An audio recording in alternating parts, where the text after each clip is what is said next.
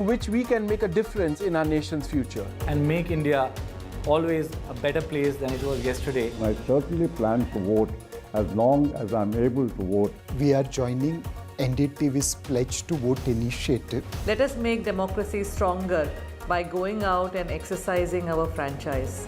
Jai Hind.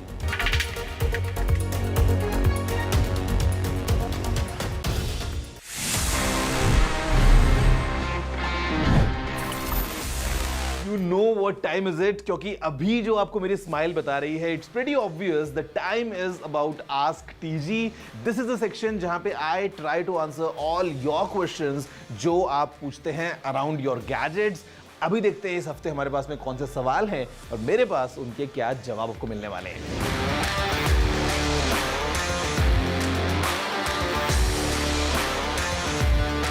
You know, I'll be very honest with you. अगर हम बात करते हैं एक affordable printer की with a low running cost, it doesn't go together, to be honest. या तो जो आपका प्रिंटर है वो upfront थोड़ा ज़्यादा प्राइस आपको पे करनी पड़ेगी, उसके बाद with time the running cost would be really low.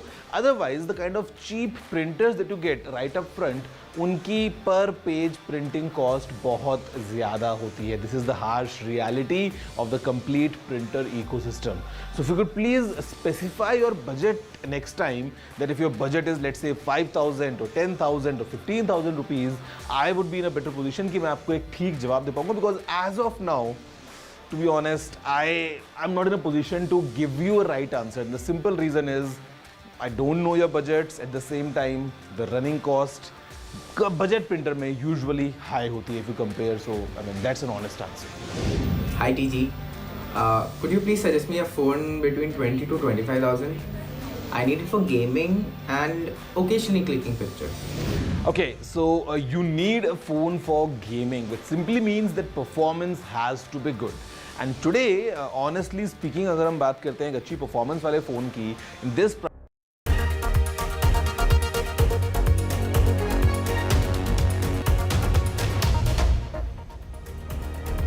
You are watching the world 24/7 on the NDTV network. I'm Parmeshwar Bava. Here are the headlines we're tracking at the moment.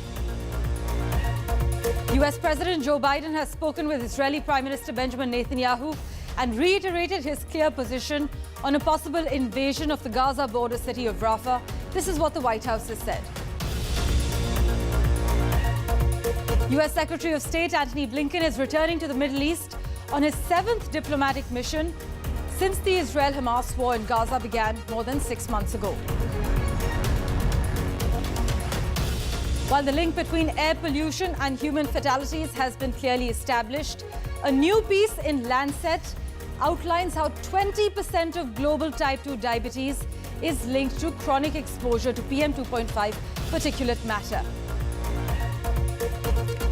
Tesla CEO Elon Musk arrived in Beijing on an unannounced visit where he met the Chinese premier to discuss the rollout of full self-driving software and permission to transfer data overseas. Iraq's parliament has passed a bill making same-sex relations punishable by up to 15 years in prison in a move condemned as an attack on human rights. At least 4 people are dead, including an infant, after a tornado outbreak in Oklahoma overnight, as severe storms threaten more twisters, heavy rain and large hail from Missouri to Texas in the United States.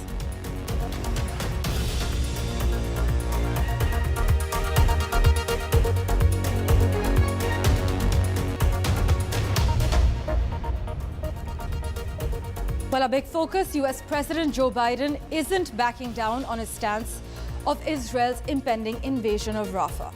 During a Sunday afternoon call, in fact, with Israeli Prime Minister Mr. Netanyahu, Joe Biden reiterated his clear position on the looming incursion, according to a readout that was provided by the White House. In fact, Joe Biden last month had warned that an invasion in Rafah would be a red line for his administration, pushing Israel not to pursue a military campaign in the region without a credible plan to protect civilians in place. But the recent Iranian missile attack on Israel complicated conversations between the allies, which was scheduled to take place in Washington before Iran's attack. According to the White House National Security Council spokesperson John Kirby, Israeli leaders have told US officials that such an invasion won't move forward, at least until the US has had a chance to weigh in. But on the call with Mr. Netanyahu, Biden also reviewed ongoing talks to secure the release of hostages together with an immediate ceasefire in Gaza, and also discussed increases in the delivery of humanitarian assistance and aid into Gaza, including through preparations to open new northern crossings starting this week.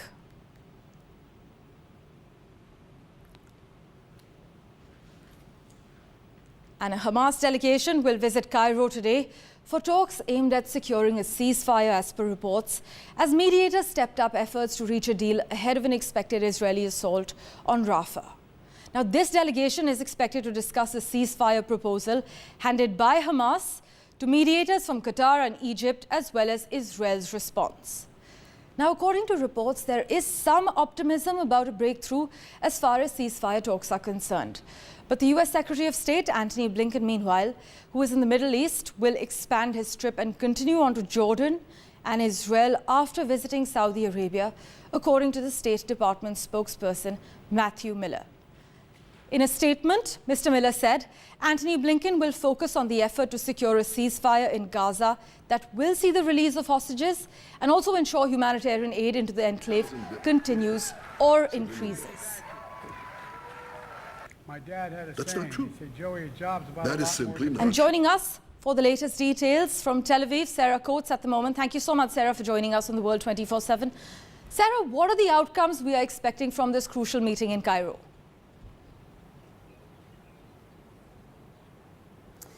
Yes, good morning. Well, look, you did mention that the US President Joe Biden and the Israeli Prime Minister Benjamin Netanyahu, they held that phone call very late last night. Really, Biden trying to push the Israeli leader to get this deal done, to get these 133 hostages finally released. Now, we can report, according to a number of senior unnamed Israeli officials, that this deal could see some 33 hostages released rather than 40 that Israel had previously stated that it wants, with 33 only believed to be alive in this humanitarian category, and that is women, children, the elderly and the sick. Now, there are also reports that Israel is willing to make a number of concessions, these being the return of people to the northern part of the Gaza Strip, which Israel had previously said it would not allow, especially men of fighting age, and also the withdrawal of Israeli forces from the Nitzanim corridor, which is a corridor that the Israelis have made that now splits the strip in two. Now, as you mentioned, this Hamas negotiating team will be in Cairo meeting with senior Egyptian officials a little later today. It's important to also add that an Israeli delegation has also been invited to Cairo a little later today to really try and speed up this process. But certainly this does appear as though there may be some movement in this latest round of talks. But what we do need to remember here is that there have been, many proposals put on the table.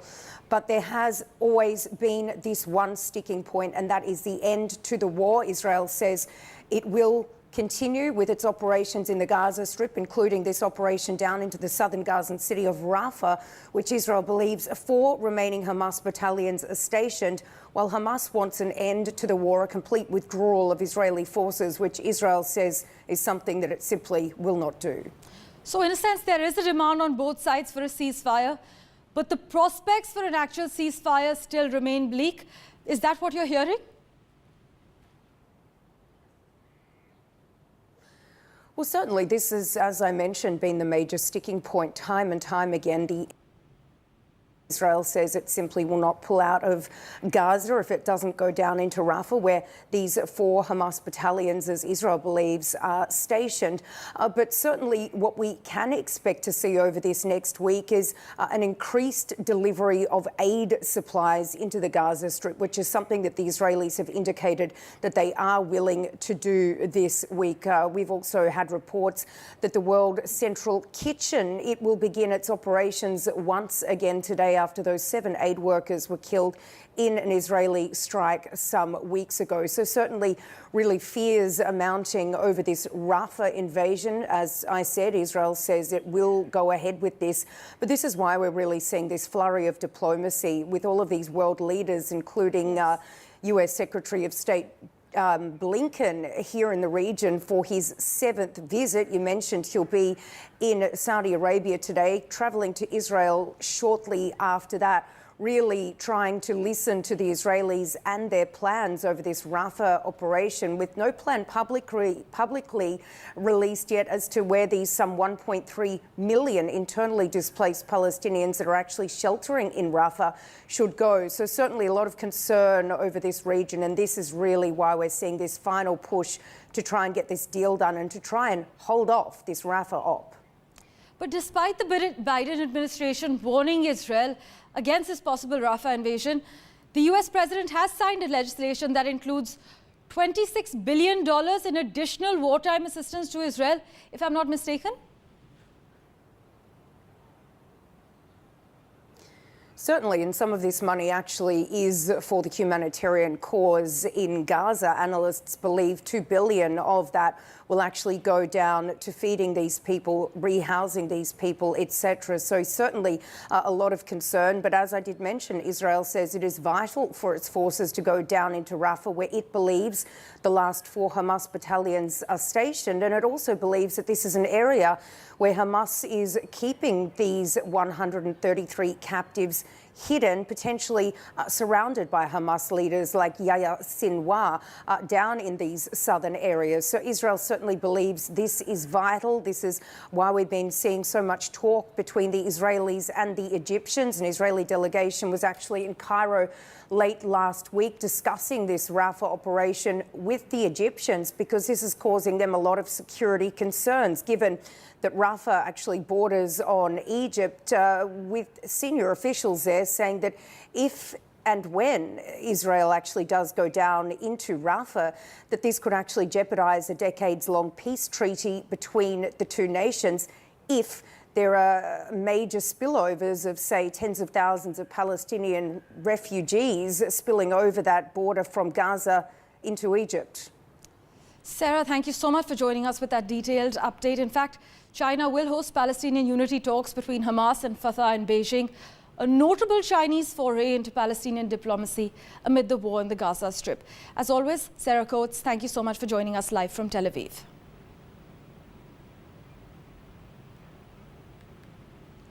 Meanwhile, Russian officials threatened the West with a severe response in the event that frozen Russian assets are confiscated, promising endless legal challenges and tit-for-tat measures. The Russian Foreign Ministry spokeswoman Maria Zakharova said Russia would never cede territories seized from Ukraine in exchange for the return of frozen assets. Zakharova actually wrote on the Telegram messaging app that our motherland is not for sale. Now, as you are aware, in response to Russia's war in Ukraine, the United States and its allies prohibited transactions with Russia's central bank and finance ministry and blocked about $300 billion of sovereign Russian assets in the West, most of which are in European, not American financial institutions. The Kremlin spokesman, Dmitry Peskov, said in a separate comment that there was still a lot of Western money in Russia which could be targeted by Moscow's countermeasures. Well, in other news, Tesla CEO Elon Musk met with Chinese Premier Li Qiang in Beijing to discuss the rollout of full self-driving software in China and permission to transfer data overseas. Now, during this meeting, the Chinese Premier told Musk that Tesla's development in China could be regarded as successful economic trade between the United States and China, noting that the two nations' fundamental interests are equal-footed cooperation as well as mutual benefits. But the Chinese Premier expressed hope for China and the United States to work together in order to promote the sustained and steady development of China-US relations. In fact, Mr. Chiang noted that China will continue to open foreign invested enterprise and will make enhanced efforts to provide further improved business environments and all-around support as well. But as you are aware, Elon Musk's trip came just over a week after he scrapped a planned visit to India to meet the Prime Minister, citing very heavy Tesla obligations. The company had actually said that this month it would lay off 10% of its global workforce as it grapples with failing sales and intensifying price war for electric vehicles that are actually led by Chinese brands. But while his touch... Whenever you put something in a human, it takes a long time to prove the safety. But I think maybe in like maybe a year or two, it can be approved for general use. Right, so while his touchdown, you just heard the Tesla CEO saying that the brain implant that's being developed by his neurotech startup Neuralink might be approved for general use in the coming years. With that, let's turn our attention now to the United States, where hundreds of US students have been arrested as the Gaza protests spread across the country. 102 students have been arrested at Northeastern University in Boston, Massachusetts, and over 250 students have been arrested in New York City at protests across Columbia, NYU, and Yale as well. In Columbia, 36 students were arrested. As far as Ohio State University is concerned, there were many arrests made there as well. In Georgia, at the Emory University, 28 arrests were logged, while 38 students at Indiana University Bloomington were arrested. A further 80 students were arrested in Missouri at the Washington University in St. Louis. Meanwhile, in the West, 69 students were arrested at the Arizona State University.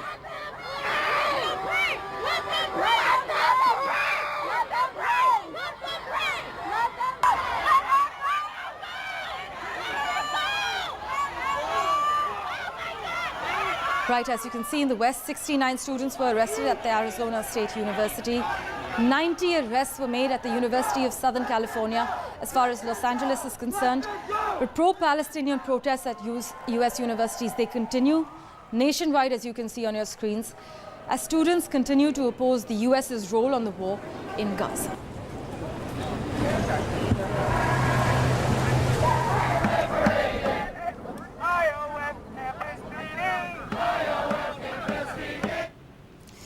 Meanwhile, Joe Biden has shown no mercy to Donald Trump with a series of barbed jokes about his election rival, telling a gathering of Washington's political and media elites that he's running against a 6-year-old.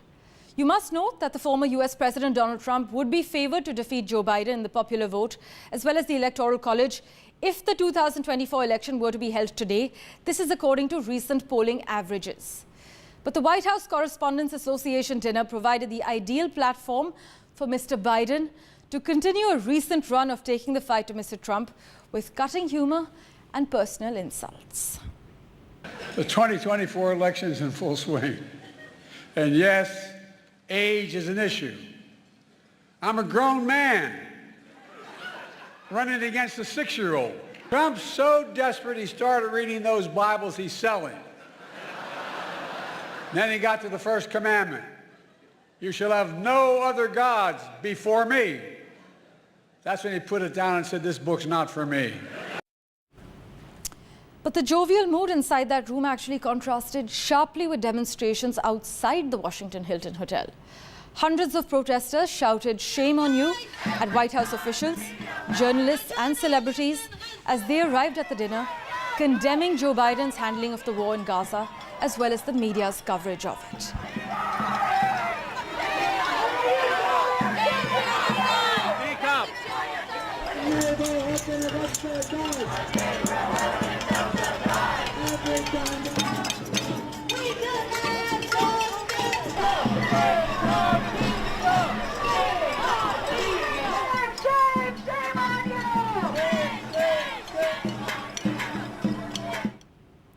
Well, in other crucial news, while the link between air pollution and human fatalities has been clearly established, a new piece in Lancet, widely considered the foremost source of research, review and opinion on health issues, outlines how 20% of global type 2 diabetes is linked to chronic exposure to PM2.5 particulate matter. Now, the data has huge implications for people in the subcontinent.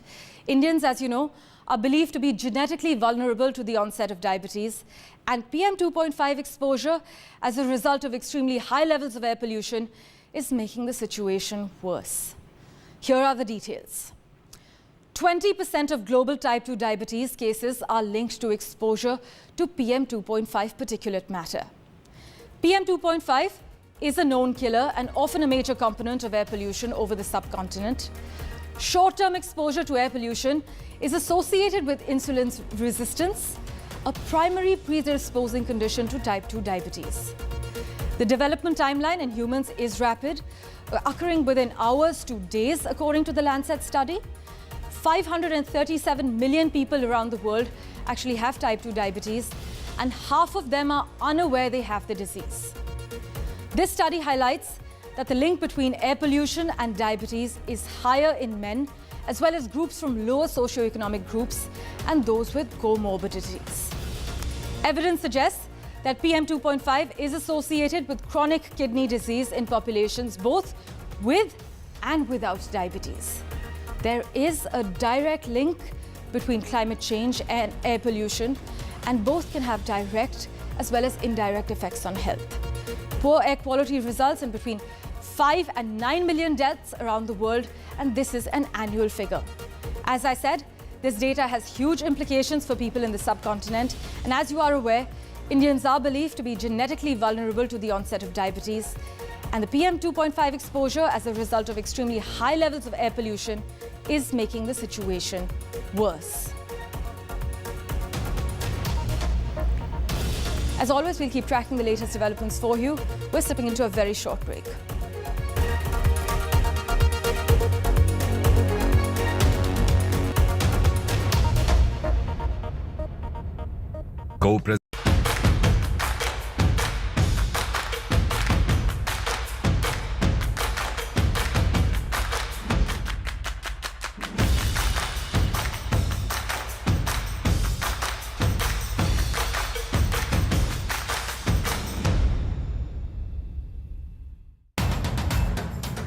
बातम्यांचा नवा गड NDTV Marathi. The 18th Lok Sabha elections. As always, NDTV has its ear to the ground. With the biggest pie of 80 seats, all eyes will be on Uttar Pradesh. Will the Troika ensure the Modi umbrella unites all? It is the first election in Naya Kashmir since the scrapping of Article 370. Will the same number of lotuses bloom in the desert, or can Gehlot lend a helping hand to India? With BJP having Max here with the only pillar standing of Chhindwara fall. Can Didi once again withstand the saffron tide? Will BJP stay strong in its northeast bastion? Jhadu ka jadoo or Modi magic? Can Congress gain lost ground in Punjab? Will Revanth Reddy be able to increase the Congress strength in Telangana this time?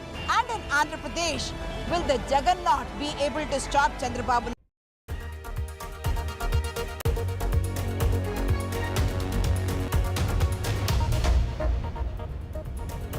Welcome back.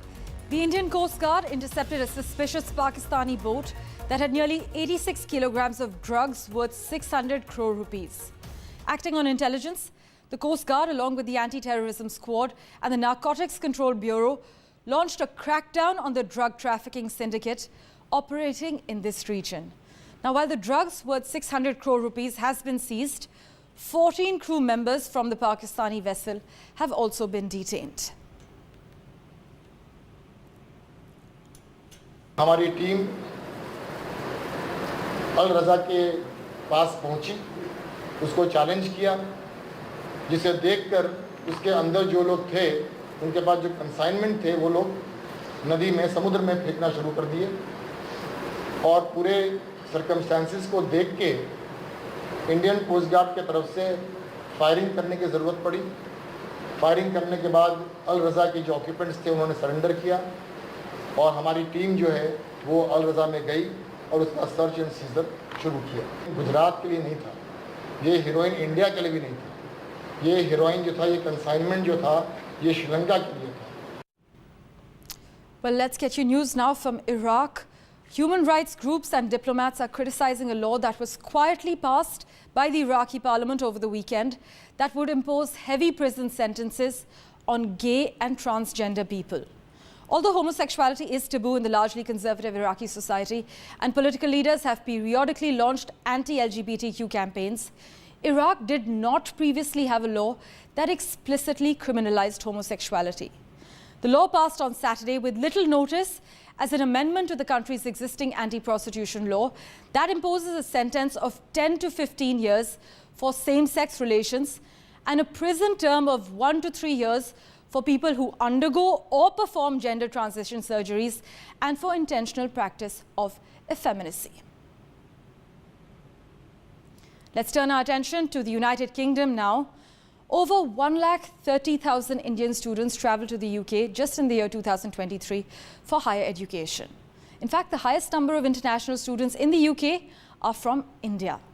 But in January this year, there was nearly a 40% drop in enrollment of Indian students to the UK. What exactly is the impact of the new immigration rules there? My colleague Radhika Iyer finds out. We are discussing the UK's immigration policy that has changed and how it is impacting Indian students who form the largest number of international students here in the UK. And I have with me a very interesting mix of students. It just so happened that I have a current student studying here, a former student who is on her post-study work visa, which came with good efforts from Lord Billimoria, from NISAO, student bodies and activists. And I have a student who's actually a success story. Although, Nagashen, you called it unfair, which it is, I agree, you have landed a job and someone has sponsored you. Tell us about your experience and do you feel you got lucky? Yeah, actually, I studied MSc in Computer Science in Queen Mary University of London. During that time, I started, from India, I was keen interest in doing volunteering surveys for the charities and all. I just involved doing some volunteering work in London for some charity. We started doing some student activities. Actually, we deal with the students and student hotpot or something like these kind of things we started doing. Which incidentally is also supporting students, international students living here. Yeah, incidentally it's supporting international, not only international students, home students. It's a university students. It's concentrated. I just fall in love with the work that I used to do. After completing my MSc in computer science, people may say that I diverted my interest from the computer science to the charity. I thought I can implement all whatever that I learned, the technology, the technical skills and all to the charity as well. And use it for good. Use it for good. And you got sponsored, which is amazing, which is absolutely amazing. And in a country such as the UK, transitions such as this from one particular specialization to the other is just so natural and so accepted. What's your experience been, Tejaswini? So I'm a former student at LSE and right now I'm working on my PSW with a policy think tank based in London. I think it just so happened that I got very lucky. I think luck is the key word here.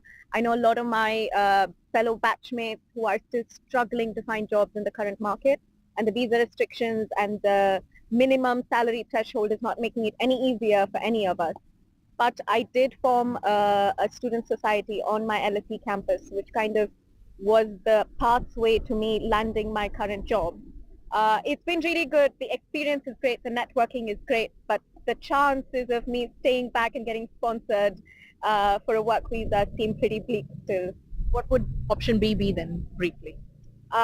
Probably to go back home. It doesn't make sense for me to stay back here because the cost of living just keeps going up. Yes. And if I'm not getting sponsored with my visa, I don't think I would be willing to stay back. Praniti, you're a student here at LSE at the moment studying economics. I'm currently studying developmental studies. Is India a lesser option considering it's looking more likely for students such as yourself who spend lakhs and lakhs of rupees to be here, live here, which is not easy? Why is the UK still such an exciting educational hub? And what is plan B if plan A doesn't work? I do not for one second perceive India to be as a lesser option for me. If anything, I am glad I took this opportunity and was able to avail an education in the UK, because studying here has changed my worldview, not only of the subject, but of the concept of education and what it constitutes by itself. And I believe after gaining such perspective, I'm currently a crossroad because I'm faced with two chances, either to continue here or go back. And while I believe I would love to work in an environment that has offered me so much here in the UK, working in India after gaining such a perspective will also empower me in ways that I could not, that I probably would not have received after studying here. And I believe this is why it is such a popular destination for international students. The democracy in education and the holistic nature of this education is something you will not find to the degree that to the degree at which it is at which you're able to get it here. And adding on to what Tejaswini said about how the chances are bleak currently. When I look at Nagashayan, I do believe that there is hope, and you just need a bit of luck. There is.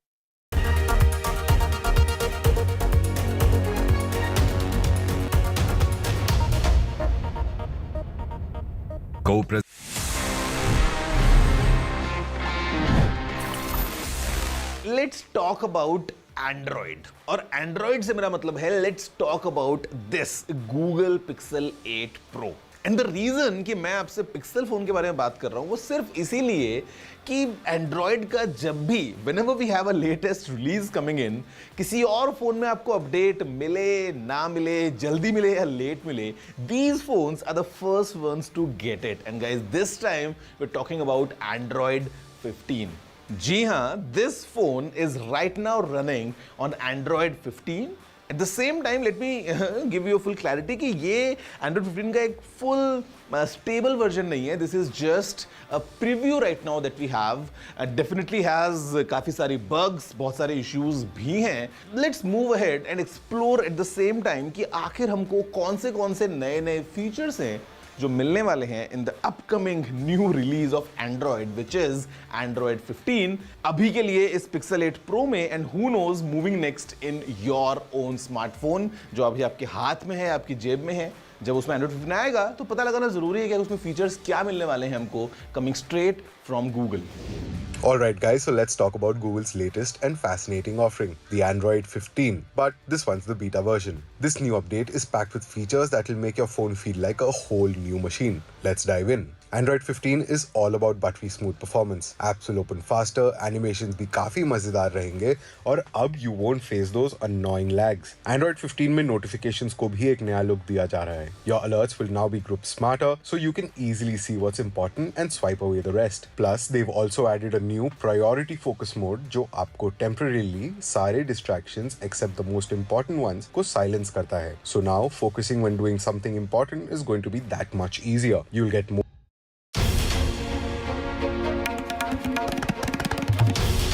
This is NDTV, and you're watching NDTV 24/7. Hello, Moto.